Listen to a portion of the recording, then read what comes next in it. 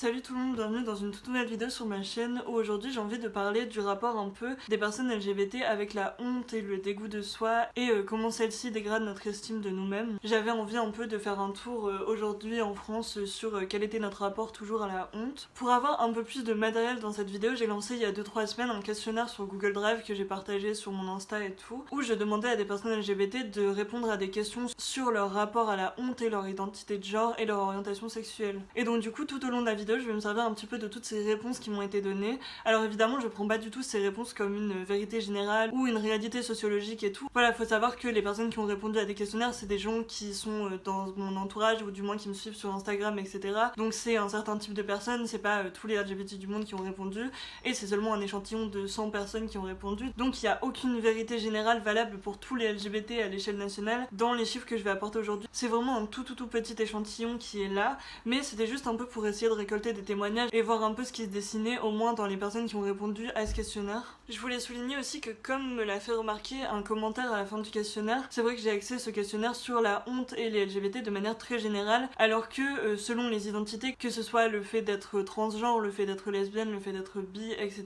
il y a énormément d'identités non-binaires, asexuelles, etc. Et le rapport à la honte de tous ces groupes-là en particulier, même s'il y a des groupes qui s'entrecroisent, il est très différent. Donc il y a aussi cette partie-là, je pense, qui manque au questionnaire dans le sens où c'est vrai que pour avoir un questionnaire plus précis, il aurait fallu demander précisément aux personnes lesbiennes, aux personnes bi, aux personnes transgenres, aux personnes gays, aux personnes asexuelles, etc. Il aurait fallu demander spécifiquement à ces catégories-là leur rapport à la honte. Donc voilà, là je vais englober les choses de manière très globale, mais il y a des spécificités selon chaque identité et chaque orientation sexuelle. Puisqu'on rencontre des problématiques qui sont quand même différentes, même si elles découlent de la même chose, elles sont différentes. Mais donc voilà, j'avais quand même envie d'aborder le sujet de manière globale en prenant le rapport des LGBT en général et la honte, pour montrer un peu quelle était notre réalité même ces derniers temps. Donc la première chose que je vais faire, c'est d'abord vous montrer comment s'identifient les gens qui ont répondu à mon questionnaire, puisque je pense que c'est important pour savoir à peu près quel genre de personnes ont répondu à mon questionnaire, parce qu'encore une fois ça varie beaucoup selon les personnes. Il y a énormément de lesbiennes, parce que je pense qu'il y a pas mal de lesbiennes qui me suivent, mais en soi par exemple le chiffre des lesbiennes je suis pas sûre qu'il représente la population lesbienne en France, et il y a très peu d'hommes gays par exemple. Donc pendant toute la vidéo je vais pas parler que du questionnaire, en fait le questionnaire il va vraiment servir à illustrer mon propos. Je suis pas forcément à 100% d'accord avec tout ce qui est dit, mais je vous le partage parce que le but de faire un questionnaire c'est pas que je choisisse juste les réponses qui m'intéressent, sinon ça a pas trop d'intérêt. La honte de soi et notre rapport à la honte, au dégoût en général en tant que personne LGBT, c'est un sujet qui est souvent difficile à aborder dans le sens où on sait que c'est un sujet qui peut être instrumentalisé contre nous, notamment par des personnes qui peuvent être hostiles à notre existence littéralement et qui veulent essayer de nous faire croire que notre honte elle vient du fait que notre identité est profondément déviante, qu'elle est intrinsèque au fait d'être LGBT, etc. Instrumentaliser cette honte c'est tout à fait le propre par exemple des thérapies de conversion qui existent encore en France d'ailleurs, qui sont toujours légales en France. Donc c'est une honte qui est très facile à instrumentaliser et c'est pour ça que c'est parfois dur d'en parler aussi. Mais en fait la honte et le dégoût de nos identités c'est quelque chose qui est instrumentalisé pas seulement par les personnes qui nous sont profondément hostiles, mais aussi par des personnes qui n'ont pas forcément une mauvaise intention à la base et qui pensent aider mais qui finalement apportent un regard très péjoratif sur nos identités LGBT. Et je pense aux médias et aux séries et aux films qui insistent sans cesse sur le fait que nos identités nous font souffrir nos proches, qu'on meurt, qu'on devient toxicomane, qu'on se drogue, etc. et qu'on va mal globalement. Et je vous glisse notamment la vidéo de T Noir, je pense que c'est comme ça qu'on dit, qui est une youtubeuse anglophone, qui a parlé de l'obsession des médias pour le queer pain, donc c'est-à-dire la douleur des personnes LGBT on va dire, qui est souvent instrumentalisée et utilisée comme principal objet d'une série ou d'un film à propos des personnes LGBT, et qui au bout d'un moment en fait quand t'es jeune et que t'essayes de te construire et que tu tombes que sur des films où t'as des héros LGBT qui souffrent tout le temps et qui ont honte d'eux et qui se détestent, c'est dur aussi de sortir de ce modèle là même si t'avais pas forcément honte à la base, parce qu'après tu peux te dire ah mais attends du coup est-ce que je suis censée détester mon identité et du coup c'est bizarre. Enfin, je pense notamment à plein de documentaires sur les personnes trans qui sont faits chaque année par des personnes cis du coup, et je sais qu'il y avait Adèle Tincelin dans son livre On n'a que deux vies qui en avait parlé et qui disait à quel point c'était insupportable que les personnes cis essayent sans cesse de filmer la douleur de la transition, la douleur des proches, la douleur du rejet, etc. Alors que lui il disait mais pour moi la transition ça a été une libération, une immense source de joie, d'euphorie, etc. Mais ça intéresse pas forcément les personnes cis et hétéros qui veulent toujours voir un truc profondément mélodramatique dans nos identités et qui veulent accentuer tout le temps sur notre douleur. Et donc oui, évidemment la violence fait partie de nos vies, évidemment la honte fait partie de nos vies et il est important de la représenter, mais il est important de ne pas représenter représenter que ça. Alors aujourd'hui je vous propose une vidéo où je parle du rapport des personnes LGBT à la honte et tout, mais c'est pas du tout pour rajouter un tas de misère sur nos existences et tout et dire qu'on a des vies pourries. Par exemple moi je sais que je suis hyper fière d'être lesbienne, je suis hyper fière de mon identité et j'ai énormément d'amis qui sont LGBT aussi et c'est quelque chose qui nous rend plus fiers qu'autre chose, mais je pense qu'il est extrêmement important de parler de cette honte, d'expliquer pourquoi c'est normal de la ressentir, parce que je sais que des fois on peut aussi s'en vouloir même de ressentir de la honte alors qu'on est censé s'aimer, mais en fait c'est normal de la ressentir parce qu'on nous pousse constamment à la ressentir, on nous pousse à avoir une mauvaise image de nous. Donc je vais essayer de montrer comment ça se fait qu'on ait honte, comment ça nous impacte, et finalement je vais essayer de parler de moyens de sortir de cette honte de manière collective surtout. Rentrons donc dans ma première partie, d'où vient la honte. Je pense que donc le premier point à aborder c'est de chercher l'origine de cette honte, comment ça se fait qu'il y ait énormément de personnes LGBT qui ressentent de la honte quant à leurs identités, d'où ça vient. Est-ce que c'est lié intrinsèquement à ce qu'on est? Est-ce que ça vient du fait qu'on a des identités déviantes? Spoiler, non. La honte, c'est un phénomène profondément social, et c'est ce que la psychologue Michel Larrivé nous explique. La honte est composée d'une réaction d'humiliation face au jugement de l'autre et aussi du jugement négatif que l'on porte soi-même sur cet aspect. On a souvent tendance à penser que nos émotions, nos ressentis nous appartiennent profondément en tant qu'individus, alors qu'en réalité, notre façon de nous percevoir et du coup ce qu'on ressent par rapport à ça, c'est profondément lié à notre environnement, c'est-à-dire nos amis, notre famille, la télé, les réseaux sociaux, l'école, le travail, etc. Et donc la société en général et ses institutions a une énorme influence sur la façon dont on va juger les gens et la façon dont les gens vont nous juger et décider de ce qui est honteux ou pas honteux. Et donc la honte et la façon dont on la projette sur certaines personnes, certaines identités, etc. c'est une façon en quelque sorte pour la société d'effectuer un contrôle social. C'est-à-dire que quand on va projeter de la honte sur certaines identités, certaines façons de se comporter, les personnes visées par cette humiliation, par cette honte, elles vont avoir envie de se plier, de rentrer dans les normes. Parce que la honte et l'humiliation c'est quelque chose d'extrêmement violent, en fait c'est très douloureux à vivre et donc on préfère essayer de rentrer dans les normes pour réussir à avoir une meilleure estime de nous et pour que ce soit moins douloureux tout simplement. En plus la honte elle forme aussi un espèce de contrôle social dans le sens où la honte elle ne touche pas que les personnes qui en sont directement concernées mais aussi leur entourage, c'est-à-dire qu'on peut faire honte à quelqu'un qu'on désigne comme honteux ou ayant des comportements honteux, ça touche aussi son entourage et la façon dont on va percevoir son entourage et donc quand on montre certaines personnes comme honteuses c'est aussi une façon de les rejeter et de les isoler de tous leurs proches qui n'ont pas envie de rester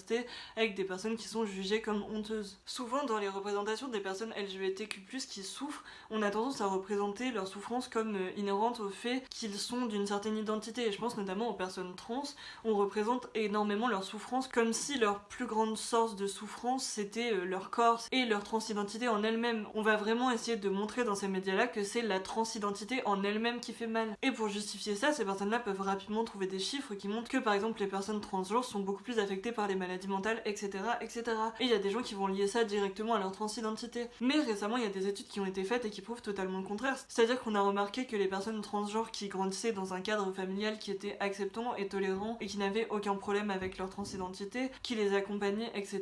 et bien ces personnes transgenres-là, elles avaient le même taux de maladie mentale et tout qu'un adolescent hétéro cis. Donc c'est-à-dire des taux qui sont beaucoup plus bas. Et donc face à ça, on voit très bien que ce qui est douloureux, c'est pas la transidentité en elle-même, mais bien la façon dont elle est perçue, la façon dont les personnes transgenres sont rejetées, niées, humiliées, etc. Ce qui rend difficile nos vies, nos conditions de vie et notre acceptation de nous-mêmes, ce n'est pas quelque chose d'intérieur à nous, mais c'est bien quelque chose qui provient de l'extérieur. Nous vivons dans une société patriarcale de laquelle découle l'homophobie, la transphobie, la lesbophobie et toutes les sortes de LGBT-phobie, on va dire. Nous sommes confrontés constamment à des représentations, des commentaires, des insultes, etc. qui sont dégradantes envers nos identités. Et donc évidemment que ça a un impact sur la manière dont on se perçoit et dont on construit une estime de nous. On peut penser très simplement à l'insulte PD qui est répétée tout le temps. Il suffit vraiment de passer 5 minutes dans une cour de collège ou de lycée, tu t'approches d'un groupe de mecs, il suffit de 5 minutes pour l'entendre. Mais le truc c'est que par exemple le mot PD ça découle du mot pédéraste qui veut dire un homme qui est attiré sexuellement ou romantiquement par les jeunes hommes, les enfants et les adolescents. Et donc le mot pédéraste il inclut une notion d'homosexualité mais aussi et surtout une notion de pédophilie. Et en fait l'insulte PD elle joue sur cette espèce de ligne floue là qui va lier l'homosexualité à la pédophilie et essayer de faire passer les homosexuels pour des personnes prédatrices. Mais d'ailleurs je pense qu'il y a énormément de personnes qui sont même pas conscients en fait de la portée et du sens de l'insulte qu'ils utilisent quand ils disent PD. Et de manière générale en fait quand il y a des discours qui sont homophobes on entend très souvent des gens comparer l'homosexualité à la zoophilie ou la pédophilie. Le but c'est de faire une comparaison qui fasse passer l'homosexualité pour quelque chose de sale et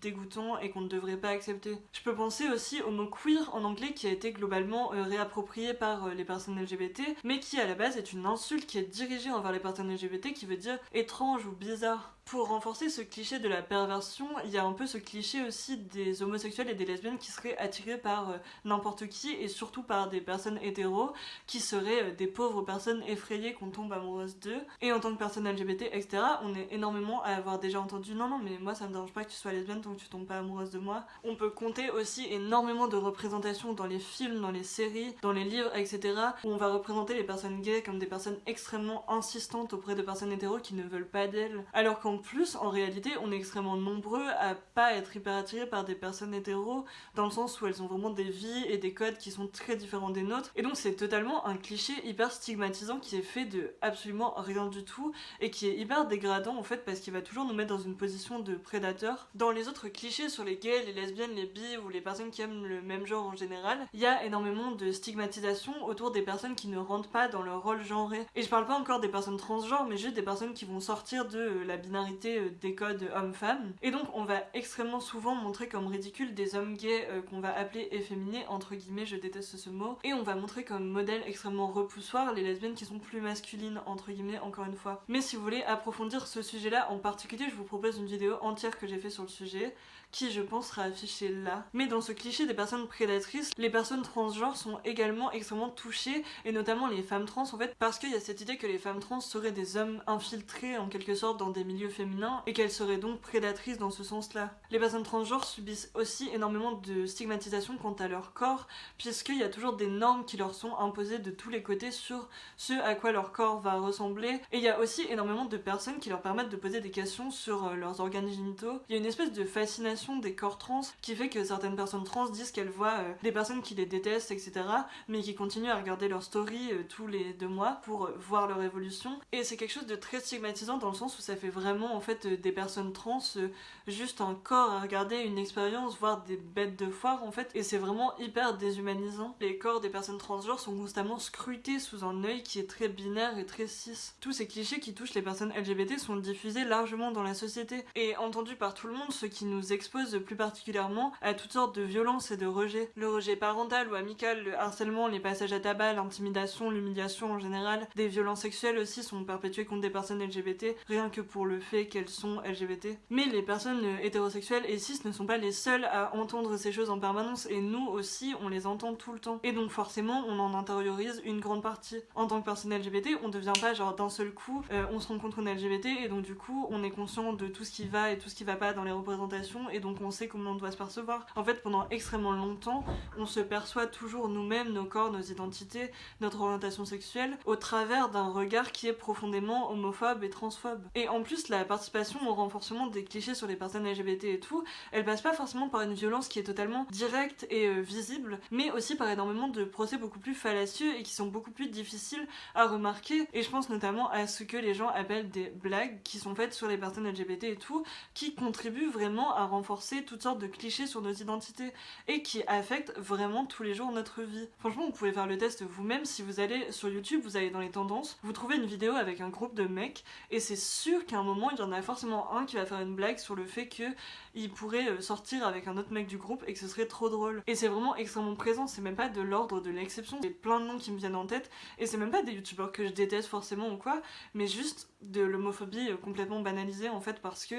deux hommes qui s'aiment en fait c'est drôle, et l'idée qu'un homme puisse en aimer un autre ou être sexuellement attiré par un autre, c'est trop drôle, hilarant, waouh. Et souvent ces blagues là, ces clichés là, ils sont perpétués par des personnes qui ne se considèrent même pas comme homophobes, parce qu'ils se disent moi je tabasse pas de gays et j'ai pas envie de les tuer et je suis d'accord pour qu'ils existent donc je suis pas homophobe, alors qu'en fait ils continuent à contribuer tous les jours aux clichés en fait qui augmentent le fait qu'on ait honte de nous et qu'on ait un dégoût envers nous, et c'est une base qui permet d'augmenter les violences contre nous en général. De la même façon, il y a énormément de mecs hétéros qui se permettent de faire des blagues sur les lesbiennes, à nous sexualiser dans tous les sens et devant nous, et eux ça les fait rire, et c'est un truc qui est genre hyper courant, et que pareil ils vont faire des blagues sur ça à tout bout de champ, alors que c'est juste hyper dégradant et humiliant d'être fétichisé et sexualisé quand on n'a pas envie de l'être en fait. Et moi je pense aussi aux blagues que j'ai entendues de nombreuses fois, par exemple quand j'étais au lycée, il y avait un mec qui allait mettre le pull d'une fille et c'était la fin du monde, et t'entendais des gens qui le genraient au féminin, et d'ailleurs les mêmes personnes qui sont pas capables de genrer les personnes trans de manière correcte. Ils arrivaient à switcher parfaitement quand c'était pour rigoler avec un mec hétéro qui mettait une écharpe rose pendant 10 secondes. Et donc en tant que personne LGBT, la honte c'est quelque chose qui est projeté sur nous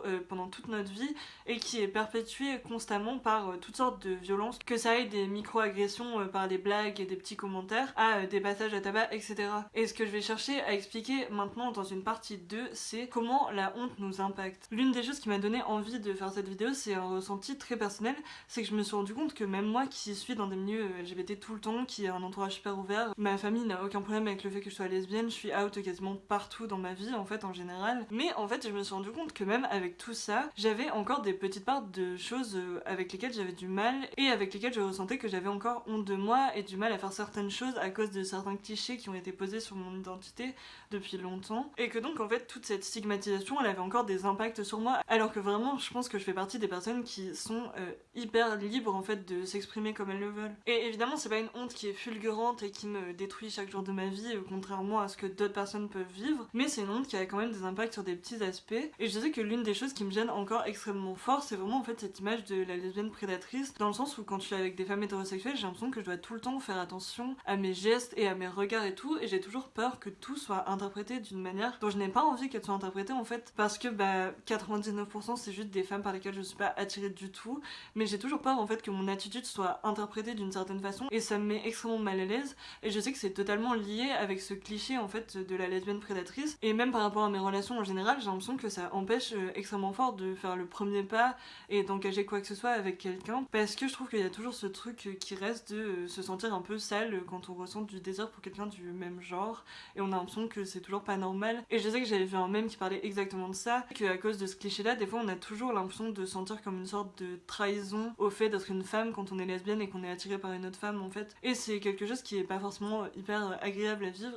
et que donc ça serait cool d'arrêter de nous stigmatiser genre. Et il y a aussi cette peur de reproduire les comportements que les hommes ont avec des femmes, surtout que les lesbiennes sont extrêmement souvent comparées aux hommes et on va leur dire qu'elles ont des masculinités toxiques ou je sais pas quoi, et c'est hyper lesbophobe en fait de comparer les lesbiennes à des hommes tout le temps. Et donc dans le questionnaire que j'ai fait, parce qu'on y revient enfin, j'ai demandé aux personnes s'ils se sentaient globalement libres d'exprimer leur orientation sexuelle et ou leur identité de genre dans l'espace public en général, etc. S'ils se sentaient plus ou moins libres, ou s'ils se sentaient pas du tout libres de l'exprimer en général. Et donc dans mon résultat, il y a seulement 20% des personnes qui se sentent globalement libres de s'exprimer partout. Il y a 66% qui peuvent l'exprimer, mais ça dépend du milieu dans lequel ils sont, s'ils sont avec des amis ou de la famille, c'est pas forcément la même chose. Et il y a quand même 11% qui ne se sentent pas du tout libres d'exprimer leur orientation sexuelle ou leur identité de genre. Et donc après ça, la question que j'ai posée c'est: avez-vous déjà ressenti de la honte ou du dégoût vis-à-vis de votre identité de genre ou votre orientation sexuelle? Et c'est quand même assez effrayant parce que du coup, si on cumule le jaune et le vert, on a 55% des gens qui avouent ressentir de la honte régulièrement, voire tout le temps ou très souvent, vis-à-vis de leur identité de genre ou leur orientation sexuelle. Et c'est un chiffre qui est hyper inquiétant, à mon sens c'est plus de la moitié des personnes qui ont répondu à ce questionnaire. Et donc la troisième question que j'ai posée c'est si vous avez déjà ressenti de la honte en lien avec votre identité de genre ou votre orientation sexuelle, est-ce que vous considérez que celle-ci a profondément nui en fait à votre santé mentale ou à vos conditions de vie? Et 67% des personnes interrogées estiment que oui, et encore une fois c'est un chiffre qui est vraiment important. Les personnes LGBTQ+, adolescentes en général, sont beaucoup plus exposées à la dépression, à une faible estime de soi, à l'anxiété, à beaucoup de troubles en fait. On a un taux de suicide qui est beaucoup plus élevé que les adolescents cis et hétéros. Beaucoup de jeunes LGBTQ+ aussi tentent désespérément d'être ce qu'ils ne sont pas, et c'est un truc qui nuit aussi à ton estime de soi et qui fait se sentir profondément sale de ce qu'on peut être et de ce qu'on peut ressentir. La projection de la honte sur nos identités et la violence qu'on subit nuisent considérablement à notre construction de nous-mêmes, et il existe du coup énormément de personnes LGBT qui vont se mettre dans des situations qui sont à risque pour eux, puisque tout simplement quand on n'arrive pas à s'aimer c'est aussi dur de se respecter et de faire des choix qui ne sont pas risqués pour nous. Et je peux penser notamment à des jeunes hommes gays qui vont se retrouver dans des situations où ils vont être parfois mineurs avec des hommes beaucoup plus âgés pour leur première fois ou un truc comme ça, parce qu'ils sont bercés par la honte et ils savent pas comment faire, et comme ils peuvent pas être out publiquement, leur seule façon de rencontrer des personnes gays ça va être d'aller sur des sites de rencontres, etc. Et de ce fait ils peuvent être exposés à énormément de violences, que ce soit physique ou sexuelle, et plus globalement en fait c'est juste très difficile de grandir en étant LGBTQ+, et d'avoir aucun modèle en fait auquel s'identifier réellement. Et donc j'ai demandé dans une question qui est peut-être un peu mal formulée parce qu'il y a quelques personnes qui n'ont pas trop compris, mais j'ai voulu savoir quels adjectifs les gens associeraient à la honte qu'ils ressentent, et les mots qui en sont ressortis décrivent très bien à quel point ça peut être douloureux de se construire en tant que personne LGBT quand on subit cette honte-là. Et ces mots, c'est les suivants: sale, prédatrice, illégitime, désagréable, poisseux, anormal, contre nature, coupable, déprime, embarras, isolé, rejeté, incomprise, nié, dégradant, douloureux, égoïsme, culpabilité, illégitimité, écœuré, embarrassé, coupable, brûlant, anomalie, anormalité, création de mon imagination, prude, non désirée, défectueuse, prédatrice et désespérée. Comme vous le voyez, ce sont des bases tout à fait saines et stables pour se construire en tant qu'être humain. Ensuite, j'avais envie de mettre en avant des expériences différentes et des rapports à la honte différents pour certaines personnes LGBT qui se trouvent à la croisée de plusieurs oppressions. Et je pense notamment à toutes les personnes qui subissent par exemple le racisme ou le validisme ou la grossophobie, etc. Ce qui est énormément revenu, c'est vraiment l'impact de la lesbophobie, de la psychophobie et du racisme sur le sentiment de dégoût et d'illégitimité quant à son orientation sexuelle ou son identité de genre. Pour continuer un peu, j'avais envie de recueillir surtout des témoignages de quelles situations en particulier, de commentaires ou de comportements avaient pu mettre les personnes qui ont répondu au questionnaire dans des situations où elles s'étaient senties gênées de leur orientation sexuelle ou de leur identité de genre, ou des choses qui les avaient impactées de manière générale. Et donc j'ai 102 réponses de plein d'expériences qui ont été impactantes dans la façon dont les personnes LGBT qui ont répondu à ce questionnaire se perçoivent. Et donc je vais toutes les afficher une par une à l'écran et je vais en lire quelques-unes, mais évidemment je peux pas tout lire puisqu'il y a 102 réponses. Mais si vous avez envie, vous pouvez mettre en pause et lire chacune des slides différemment. Mais je pense que vu que c'est des expériences personnelles, elles valent toutes le coup d'être lues et regardées. Donc du coup j'ai mis mon ordi juste là pour vous lire un peu ces expériences-là et vous les partager. La question précise c'est donc: est-ce que certaines remarques, situations vous ont fait sentir spécialement honteux, dégoûté de votre orientation sexuelle ou de votre identité de genre?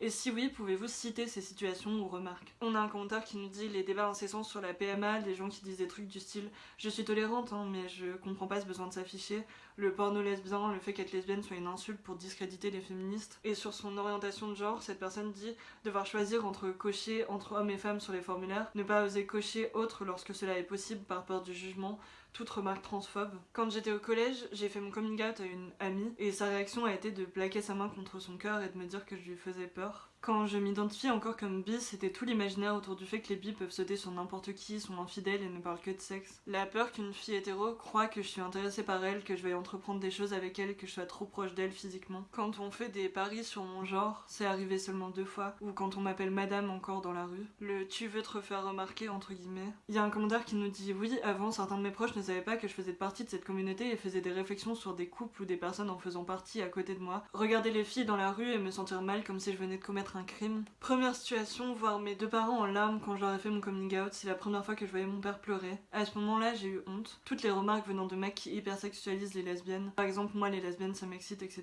Je n'ai pas honte de ma transidentité, mais je suis honteux de mon asexualité lorsque j'entends des gens, surtout à la télé ou des proches, remettre en doute l'existence de l'asexualité. Parler des personnes asexuelles comme si on était coincé ou comme si on avait une maladie. J'ai été dégoûtée de moi-même quand j'ai dû dire à mon ex-petite amie que je voulais pas d'elle sexuellement et que j'ai compris qu'elle pensait à cause de moi qu'elle ne pouvait pas être désirée. La plupart des remarques qui m'ont détruite durant une grande partie de mon enfance et mon adolescence venaient de mes parents. Lorsqu'ils voyaient des personnes LGBTQIA+ à la télévision, ils se moquaient d'eux, disaient qu'ils étaient répugnants puis nous regardaient dans les yeux pour voir nos réactions. Durant ces moments-là, j'étais terrifiée à l'idée qu'ils puissent deviner que je n'étais pas hétéro. Tu me dégoûtes, répété pendant 18 ans par ma mère. T'es un gars ou une fille, regarde ça, en me montrant du doigt dans la rue. L'utilisation du mot PD par les amis au collège et la honte d'être vu comme quelque chose dont on s'insulte. Entre guillemets, si tes pronoms changeaient, on ne s'en sortirait pas, ou je comprends pas. Un garçon de ma classe m'avait appelée lesbienne ou grosse lesbienne, à côté de ma copine à l'époque, et je me suis immédiatement sentie très honteuse et je n'ai pas su quoi répondre. Je pense que énormément des expériences qui ont été citées sont des situations dans lesquelles plein de personnes LGBT peuvent se reconnaître, et par lesquelles on est souvent obligé de passer et qui sont souvent douloureuses. Et je trouve ça intéressant aussi de montrer que les vecteurs de notre haine envers nous-mêmes,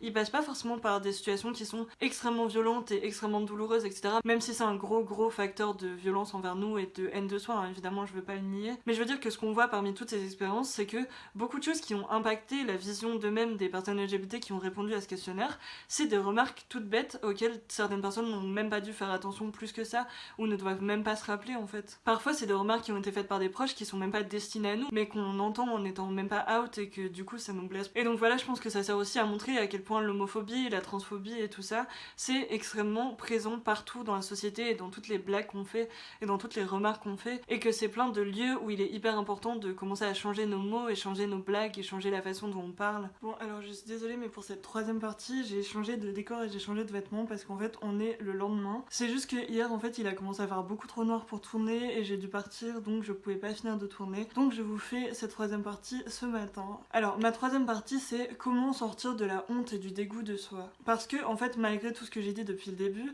le but de cette vidéo c'est pas de dégoûter tout le monde d'être LGBT et de dire que c'est la pire chose qui existe et de proposer aucune solution en fait. Le but c'était surtout de relever les difficultés en fait qu'on peut vivre quant à notre estime de soi et quant à la honte qui est projetée sur nous, parce que je pense que quand on sait, parce que tout simplement quand on sait d'où vient un problème, c'est beaucoup plus facile de le détruire derrière, donc je pense que c'est un sujet qui est important à aborder. L'important aussi pour moi c'est de faire savoir à des gens que si vous ressentez de la honte par rapport à votre identité ou votre orientation sexuelle de temps en temps, vous n'êtes pas les seuls et c'est normal en fait vis-à-vis de tout ce qu'on nous apprend tout le temps à ressentir. Et je sais que par exemple pour des personnes qui sont dans des milieux très woke, très ouverts et tout, où tout va bien, on doit assumer qui on est et tout, des fois on peut même un peu avoir honte, d'avoir honte en quelque sorte. Et je sais que sur mon questionnaire il y avait une personne qui parlait de ça justement, de la honte d'avoir honte, parce qu'en fait c'est tellement nécessaire de prouver qu'on est fier de ce qu'on est et tout que bah finalement on a un peu abandonné le fait de parler de la honte, et donc voilà, c'était juste pour ça que j'avais envie d'en parler. Mais voilà, en fait c'est deux choses totalement distinctes, de savoir qu'on ne devrait pas avoir honte parce que notre identité n'est pas honteuse et ne plus avoir honte réellement. C'est vraiment deux choses complètement distinctes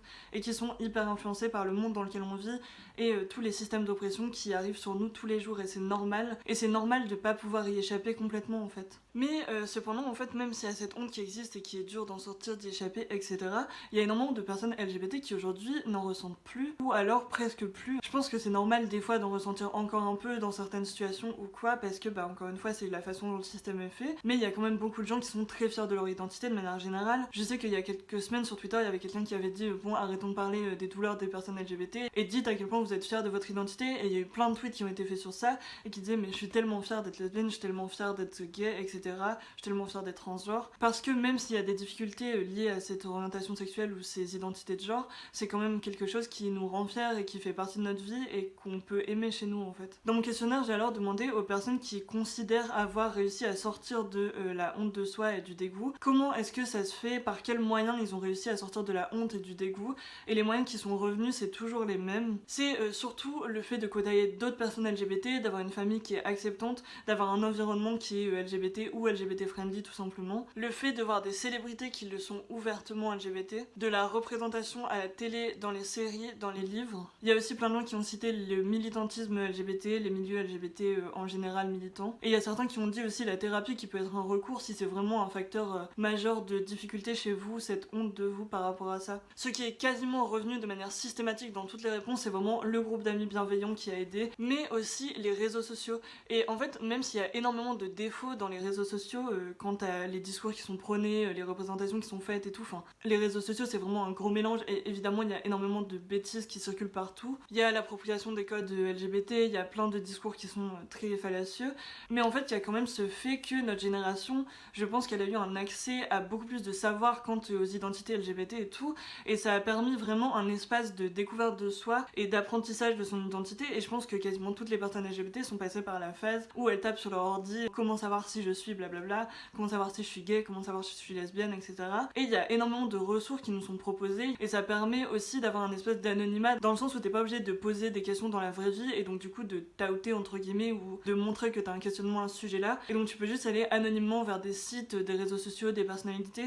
et ça permet aussi à des gens qui sont dans des milieux où il y a beaucoup moins de personnes LGBT, hein. Enfin je veux dire, il y a plein de petites villes, de petits villages et tout, où il y a quasiment personne qui est out et quasiment personne qui se revendique LGBT, et donc ces milieux là c'est beaucoup plus difficile de s'accepter, mais avec internet il y a enfin des modèles et des choses de quoi être fier en fait, et une vraiment culture LGBT en ligne. L'un des réseaux qui est revenu le plus c'est Twitter, et moi je relate totalement par rapport à Twitter, parce que je pense que pour moi c'est vraiment Twitter qui l'a fait, parce que je pense que la première fois que j'ai vu des gays qui étaient super cool c'était sur Twitter, et elles avaient l'air de bien s'habiller et tout, et c'est là que pour la première fois je me suis autorisée enfin à me questionner de choses que je refoulais tout le temps et que je mettais de côté avant, qui me faisaient pas particulièrement souffrir, mais que vraiment j'étais en mode non on pense pas à ça. Mais pour parler d'une histoire beaucoup plus récente, je sais que le mot lesbienne c'est un mot que je ne pouvais pas prononcer il y a 3 mois parce que je trouvais que c'était un mot qui était sale et tout. Et en fait ce mot qu'on avait sali, et j'avais du mal à le dire, et je sais que j'avais plein d'amis qui avaient du mal à le dire, on trouvait tous ce mot moche et pas cool. Et il y a quelques mois il y a des lesbiennes de Twitter qui se sont réappropriées ce mot, et enfin on a pu le crier haut et fort et dire que c'était nous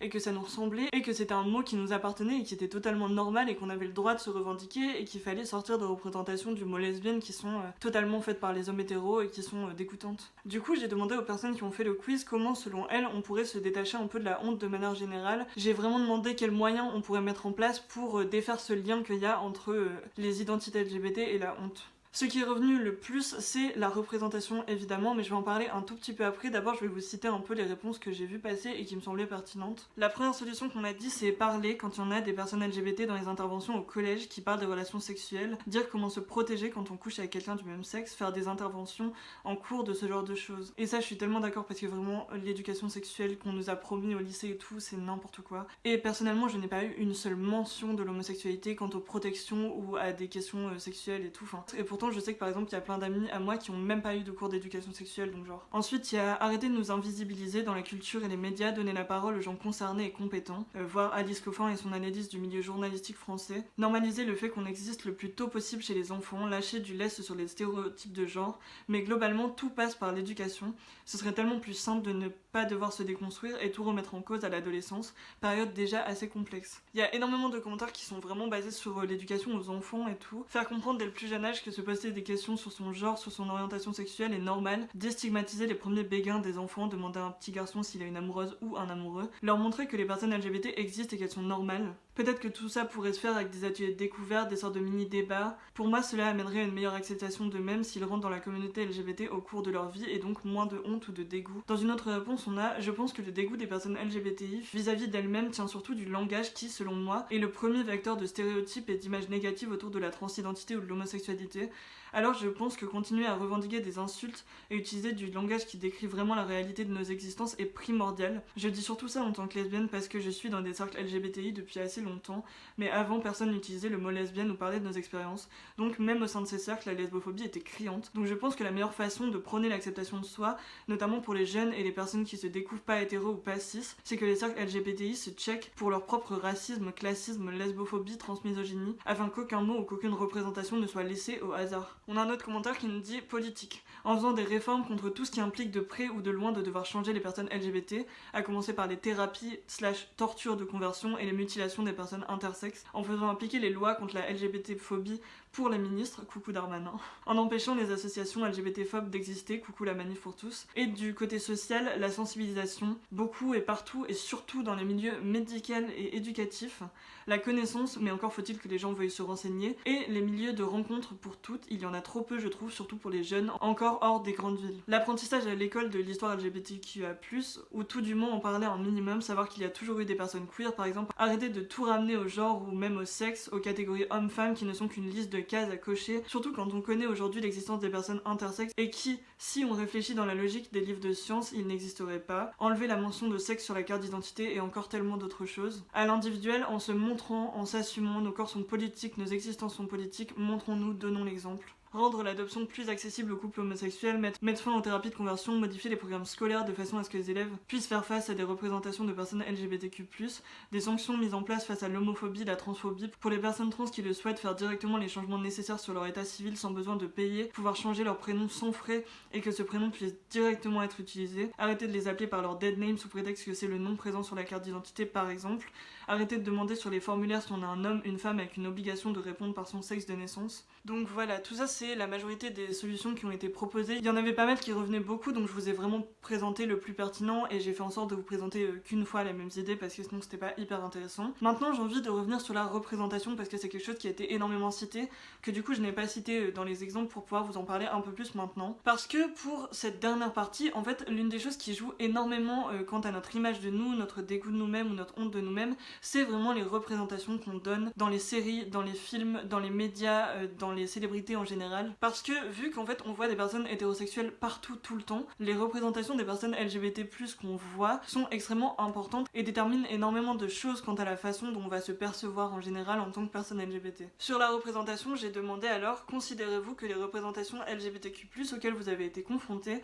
à la télé, dans les livres, sur les réseaux sociaux ont été positives ou négatives quant à votre image de vous-même? On a 42% 52% qui ont dit que c'était plutôt positif, donc ça c'est pas mal. On a 32% qui disent qu'elle était plutôt négative, et il y a 25% de personnes qui ont dit qu'ils ont même pas été assez confrontés à des représentations LGBT pour pouvoir en parler. J'ai alors demandé aussi, selon ces personnes-là, quelle représentation de personnes LGBT il manquait. Ce qui est énormément revenu, c'est le manque de représentation des personnes LGBT racisées, parce que c'est vraiment quasiment inexistant, il y a que des films sur des personnes blanches, ou au mieux ils mettent une personne noire avec une personne blanche, mais il y a quasiment aucun couple de personnes noires qui s'aiment ensemble, de couples homosexuels, de couples de lesbiennes, etc. Il y a aussi le manque de représentation des personnes transgenres qui est revenu, des personnes non binaires, des lesbiennes et surtout des lesbiennes sans regard masculin, des personnes LGBTQ+, handicapées, des personnes ne correspondant pas aux critères de beauté, des personnes asexuelles, des romances LGBTQ+, pas complètement toxiques et avec des happy endings, des personnes intersexes, des histoires moins violentes envers les personnes LGBTQ+, les personnes bi, des personnes transgenres jouées par des personnes transgenres et pas des personnes du sexe opposé déguisées, des personnes LGBTQ+,